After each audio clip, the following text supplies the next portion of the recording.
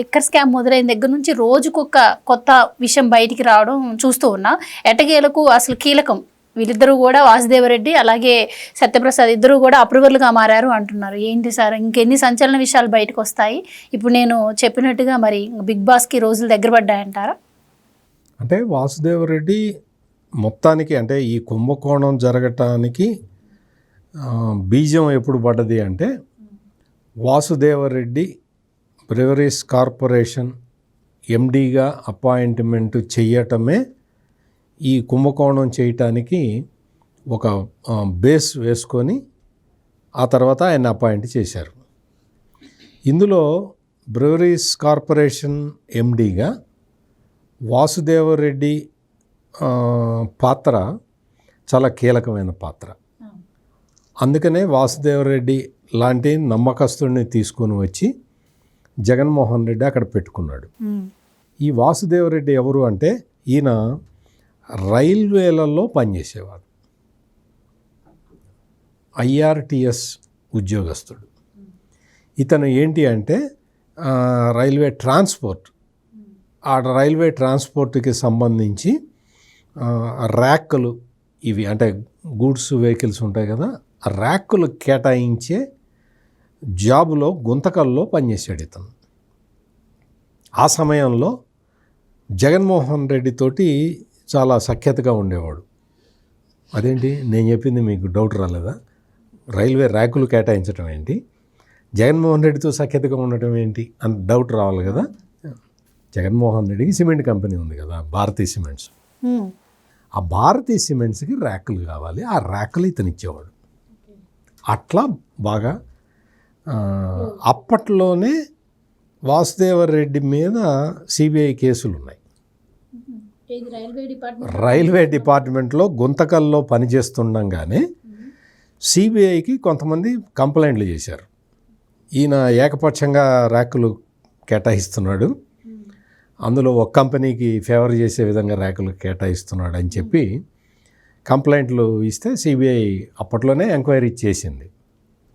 మనకి భారతదేశంలో ఎక్కడెక్కడ అవినీతి పరులు ఉంటారో మన దగ్గర ఒక డైరీ ఉంటుంది. ఆ డైరీలో బాగా మంచిగా కుంభకోణాలు చేసే వాళ్ళ పేర్లు మనం రాసి దగ్గర పెట్టుకొని మనం అధికారంలో రాగానే వాళ్ళని పిలుచుకుంటాం. అది మన అలవాటు. ఆ అలవాటులో భాగంగా ఈయన వచ్చాడు. వాసుదేవరెడ్డి వచ్చిన తర్వాత వాసుదేవరెడ్డి స్టేట్ సర్వీసెస్కి డిప్యుటేషన్ మీద వచ్చేసే ఫైల్ సంతకం అయిన తర్వాత అప్పటి రాష్ట్ర ప్రభుత్వ ప్రధాన కార్యదర్శి ఎల్వి సుబ్రహ్మణ్యం ఈయన తీసి ఇరిగేషన్ డిపార్ట్మెంట్లోనో అగ్రికల్చర్ డిపార్ట్మెంట్లోనో వేద్దామని ప్రపోజల్ పెట్టాడు. పెడితే జగన్మోహన్ రెడ్డి నో వాసుదేవరెడ్డి ఇరిగేషను అవి కాదు, బ్రెవరీస్ కార్పొరేషన్ మేనేజింగ్ డైరెక్టర్గా పెట్టండి అని చెప్పి జగన్మోహన్ రెడ్డి మూవ్ చేశాడు ఫైల్, సంతకం పెట్టి. మరి దానికి ఎల్వి సుబ్రహ్మణ్యం గారు ఆయన ఏం చెప్పాడంటే, లేదండి అది క్యాడర్ పోస్టు.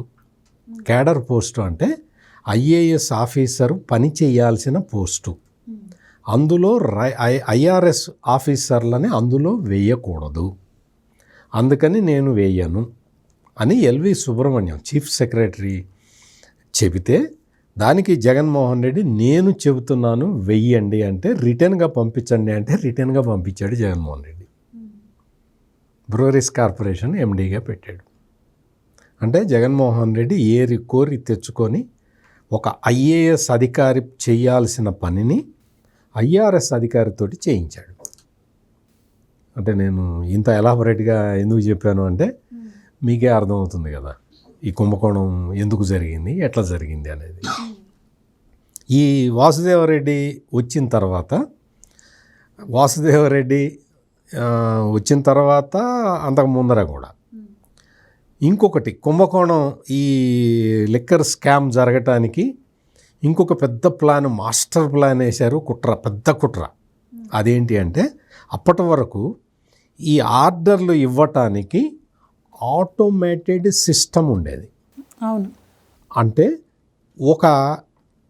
ఒక బ్రాండ్ ఈ నెలలో బాగా అమ్ముడుపోతే అదే ఆ తర్వాత నెక్స్ట్ డే ఆర్డరు అట్లా పెడతారనమాట.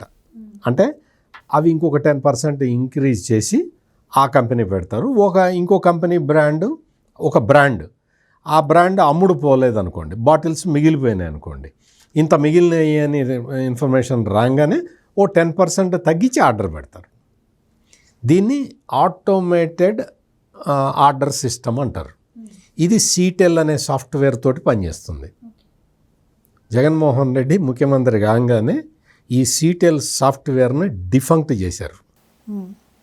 అది పనిచేయటం ఆగిపోయింది అంటే మనకు కావాల్సిన కంపెనీలకి మనం ఆర్డర్ ఇవ్వాలి అన్న ఉద్దేశంతో సీటెల్ సాఫ్ట్వేర్ని ఆపేశారు. ఇంకేం చెప్పాలి? 2 కుంభకోణాలు చెప్పా. అంటే ఒక కుంభకోణంలో 2 కుట్రలు చెప్పా. ఒకటి మనకు కావాల్సిన ఆఫీసర్ని వేసుకోవటం, రెండోది మనకు కావాల్సిన కంపెనీలకి మనం ఆర్డర్ ఇచ్చుకోవటానికి వీలుగా ఆటోమేటెడ్ వ్యవస్థని సర్వనాశనం చేయటం. ఇంకా ఆలోచించుకోండి కుంభకోణం ఎట్లా జరిగిందనేది. Please subscribe to Leo news for more videos.